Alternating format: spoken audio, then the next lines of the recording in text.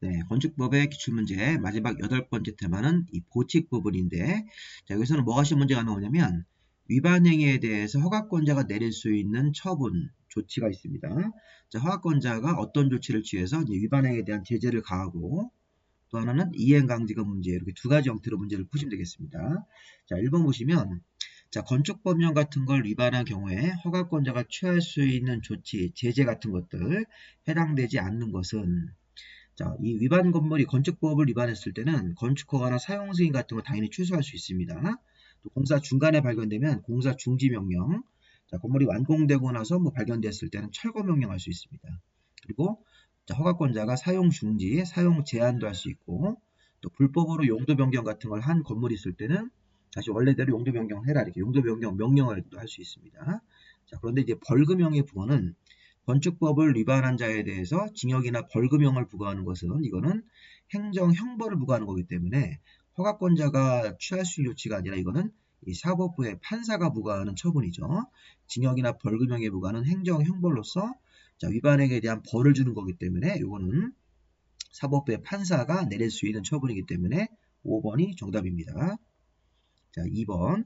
자, 이행 강제금에 관한 설명으로 틀린 것은 자, 1번 지문이 자, 이행강제금을 부가처벌을 받은 자가 납부기한까지 내지 않으면 지방행정 제재, 부가금 징수에 관한 법률에 따라서 강제로 징수하는 절차가 있습니다. 자, 요거는 이제 법이 이름이 개정된 거니까 여러분들 교재에 보시면 이게 개정되지 않은 교재가 있습니다. 자, 과거 16회 때는 이게 지방세 외 수익금 징수에 관한 법률 이런 게 있었는데 이게 법이 개정됐습니다. 이름이. 그래서 이행강제금을 납부기한까지 안 내는 사람이 있다면 지방행정 제재, 부가금 징수에 관한 법률에 따라서 강제로 징수한다. 이 조항이 맞습니다. 그래서 그게 개정된 용어니까 이건 바꿔서 이 법의 이름을 바꿔서 정리하시기 바랍니다. 맞고.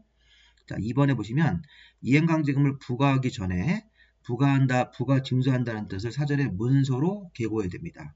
그래서 우리 시정을 안 하고 있는 자가 있으면 시정명령을 받고 이행을 안 하고 있을 때는 문서로서 경고, 계고장을 날려야 됩니다.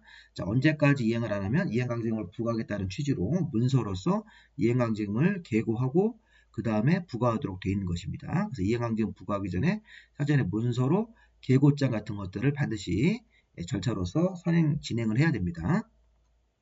자, 이것도 개정된 거죠. 자, 이거 85 이하가 아니라 60 이하로 개정됐습니다.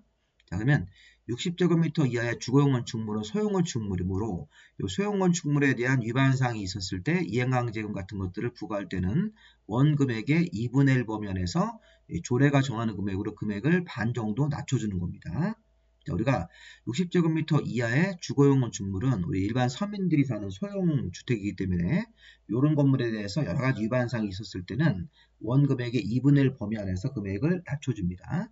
그리고 참고로 60제곱미터를 초과하는 주거용 건축물일 때는 자, 세 가지 형태로만 2분의 1 범위 안으로 부과할 수 있습니다. 자, 60제곱미터 초과하는 주거용 건축물일 때는 사용 승인, 그다음에 조경, 그다음에 높이 제한 같은 거 위반했을 때만 2분의 1 범위 안에서 금액을 낮춰주고 60을 초과하는 주거용 건축물일 때는 60 이하의 주거용 건축물 같은 경우는 위반 종류를 따지지 않고 2분의 1 정도 금액으로 금액을 낮춰주도록 되어 있습니다.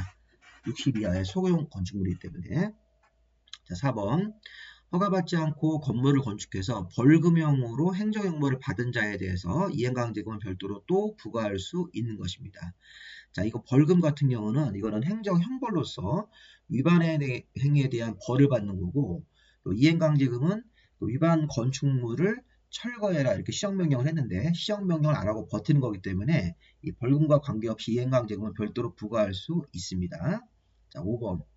시정명령을 받은 사람이 시정명령 이행을 한 경우다. 자, 이미 부과를 받았을 때는 부과된 강제금은 시정명령을 이행했더라도 이 부과가 먼저 되었으므로 이행강제금 납부를 해야 되는 것이죠.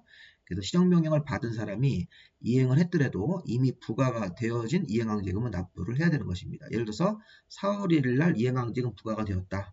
4월 5일 날 내가 시정명령을 이행했다고 해서 그 이전에 부과된 강제금은 징수를 해야 되는 것입니다. 납부를 해야 되는 것이죠.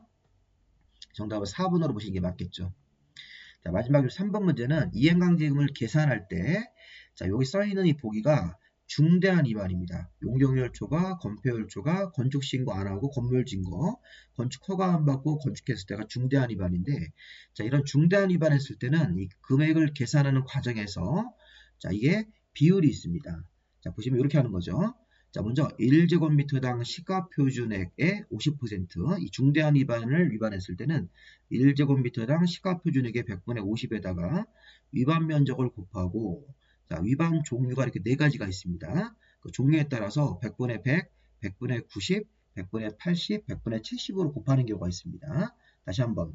자, 이행강지금 계산을 하는 거예요.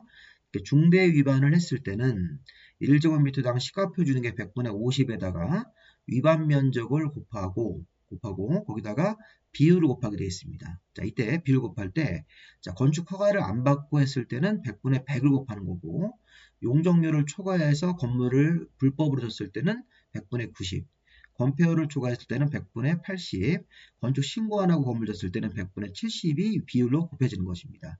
그래서 이 비율을 높은 순서대로 나열한 것을 찾으시면, 여기 보시면 니은, 기역, 리을, 디귿이죠. 니은번 건축허가 안 받았을 때는 100분의 100. 자, 용적률을 초과했을 때는 100분의 90.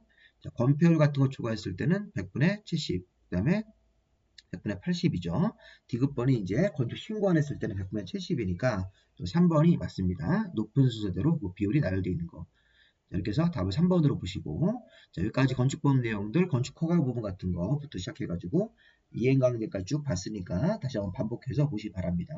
자, 여기까지 건축법 마무리하고 바로 우리 주택법으로 또 넘어가서 기출문제 풀면서 내용들을 정리해 보도록 하겠습니다. 자, 여기까지 하겠습니다. 수고하셨습니다.